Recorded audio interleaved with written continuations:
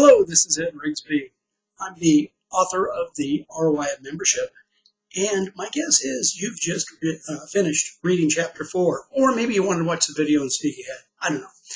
Anyway, let's talk about Chapter 4. Chapter 4 is all about the Rigsby member ROI evaluation process.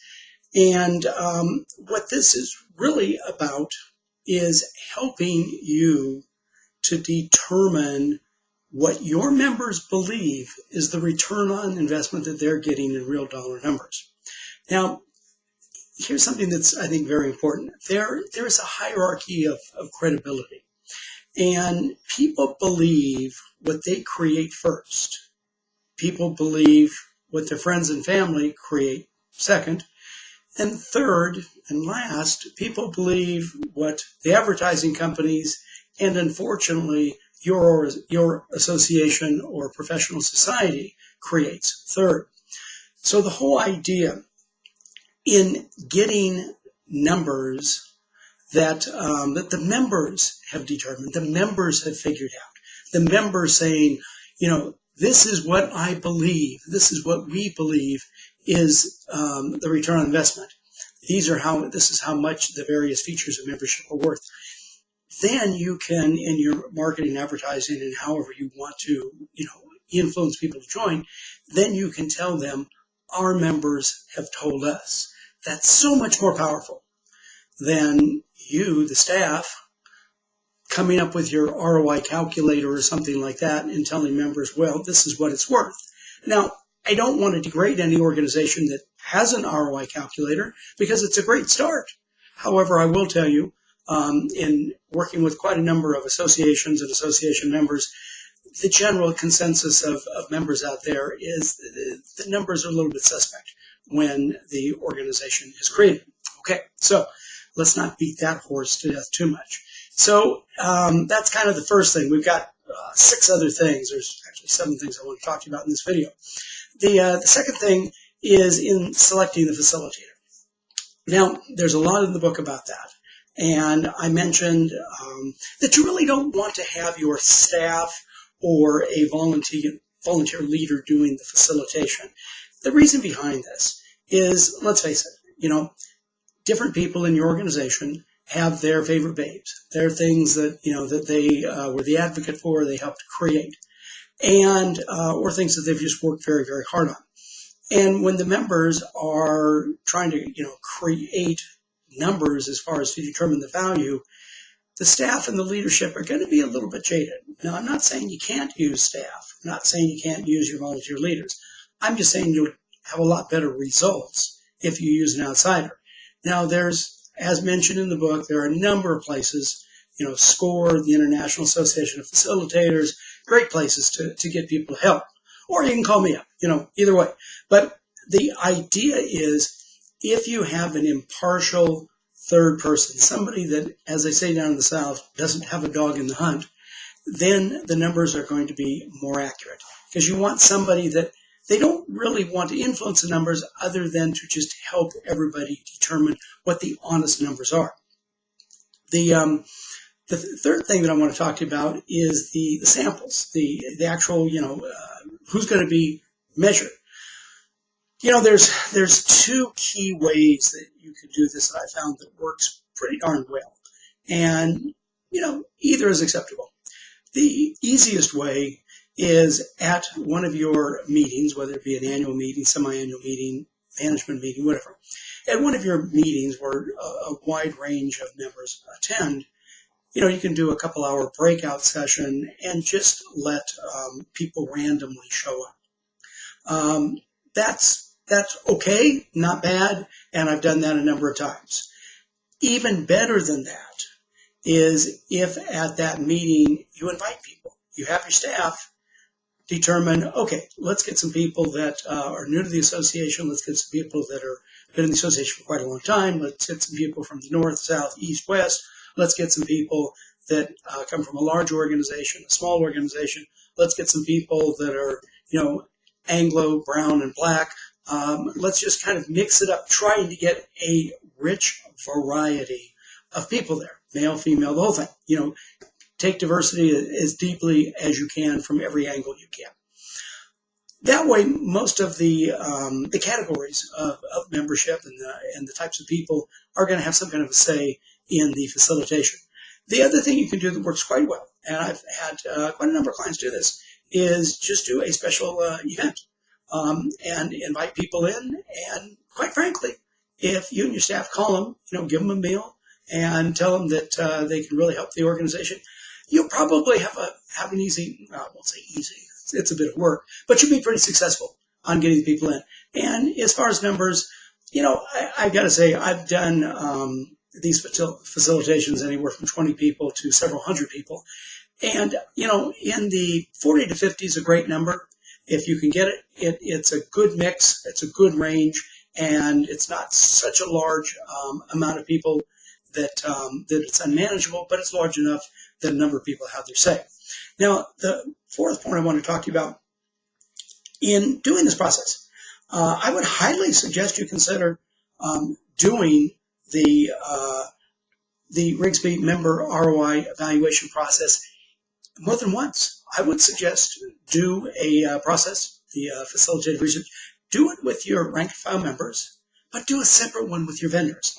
I've had quite a number of clients come to me after we've done a separate one of these sessions with vendors, and the executive director pretty much, this is almost unanimous, they say something like, Ed, I think we need to raise some dues on these vendors because the vendors get tremendous value. Now, also, if you really want to segment out, I've worked with some groups where we've segmented out and we've done these sessions, one with baby boomers, we've done one with X-Gen, one with Y-Gen, and I think you'll find it's very fascinating to see how the different generations value some of the various features of membership you offer. Okay, now let's also talk about the fifth thing that I want to talk about was, and this is an area where you might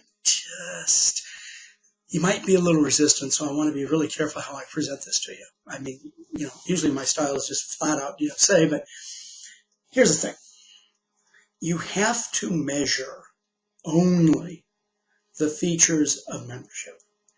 You can't measure the industry stakeholder features. Now, we talked about this in the last video. The difference between industry stakeholders and member-only benefit. So the thing is, when you really think about why are you doing this, why are you going to the trouble to measure the ROI that your members get? Well, the key reason you're doing this is so you can influence the non-members to join. A secondary reason, sure, is for member retention, without a doubt. But the key reason you're doing this is trying to tell people out there that haven't joined yet, okay, yeah, some of the things that we do, you get the value from. But let us talk to you about all of these things here, this whole list of things that you don't get unless you're a member. So that's why you want to measure only the features of membership, only the member only. I know it's getting to sound redundant here, but I really want to make the point that as you were reading the book, you're probably, going, well, I'm not sure about this. Trust me, if you measure advocacy and you measure legislative and you measure things that the industry as a whole gets, then when you try to use those numbers in the value proposition and when your members try to talk to a non-member, you're not going to go anywhere with it. It's going to be a no-sell. So again, measure only the features of membership. Okay, the sixth thing. Now, the whole thing is about the process. In the preface, if you did read the preface of the book, you might have read the story about how I kind of came about this whole thing by accident and have continued for the last dozen or so years to grow it and build it and improve this process.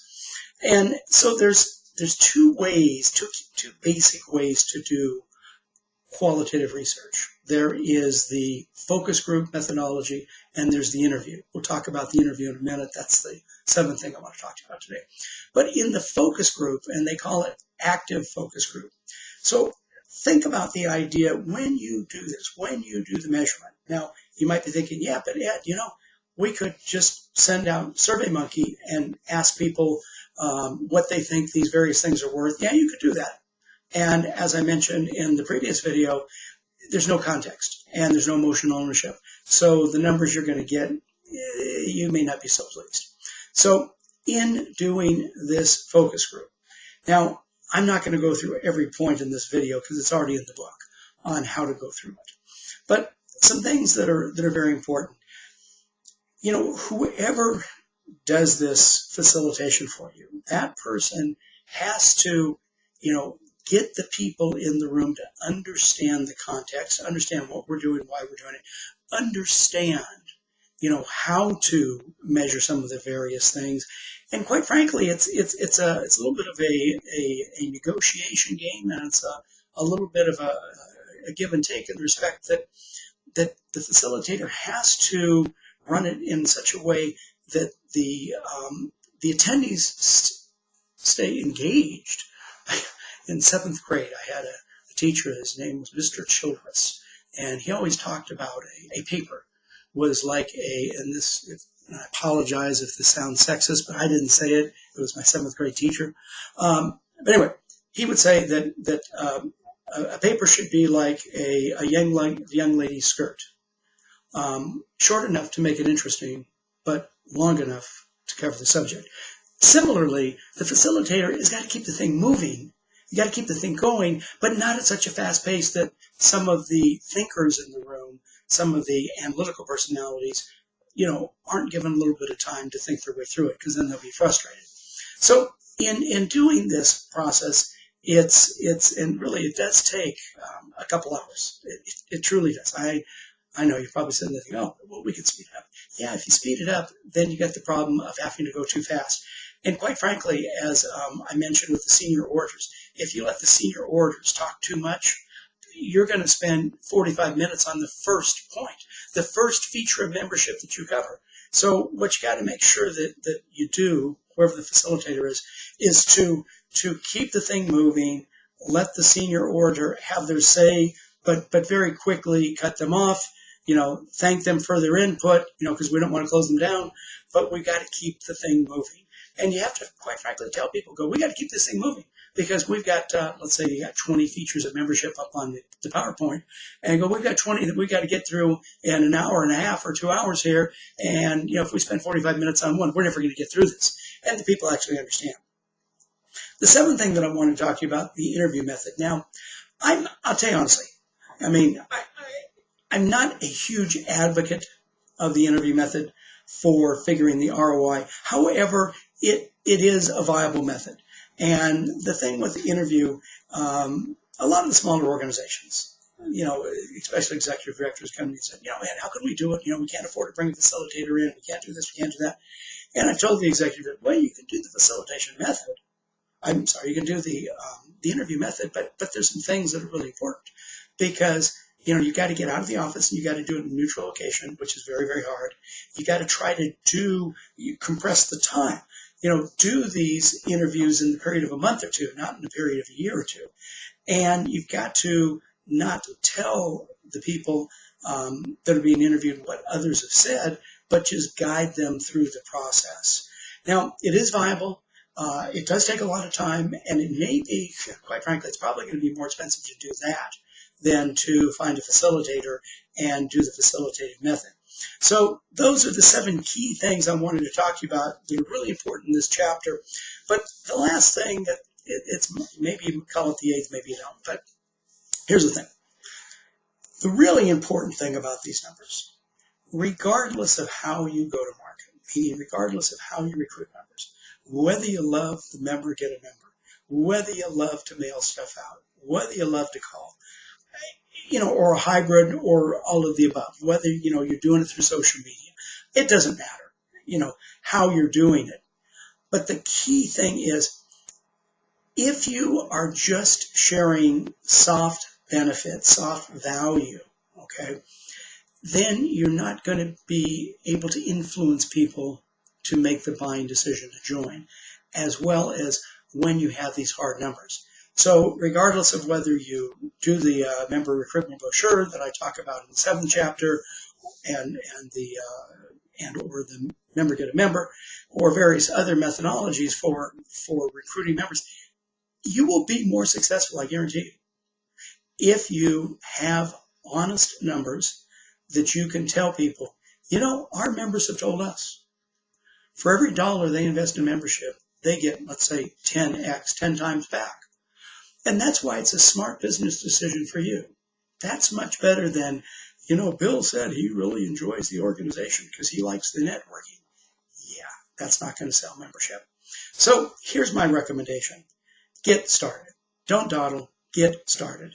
And something, find a date on your calendar, put a date down. And if you've got a date and you make a commitment to it, you'll amazingly figure out a way to make it happen. And whether that date is going to be at one of your annual or semi-annual meetings, or whether you're going to do it at a hotel and bring in about 30 people and give them breakfast or lunch, regardless of what method you do, regardless of how you do it, the key is get on it. Do it. Well, that's it for Chapter 4. The next chapter, Chapter 5, is we're going to really get into each feature of membership and what it's worth. I think that you're going to find that very enlightening. So until the next chapter, let me find my button here. I'm going to close this thing down, but I just really, really, really, really wanted to stress, get going. Get your facilitation done. Get your numbers. Well, off to Chapter 5. Bye-bye now.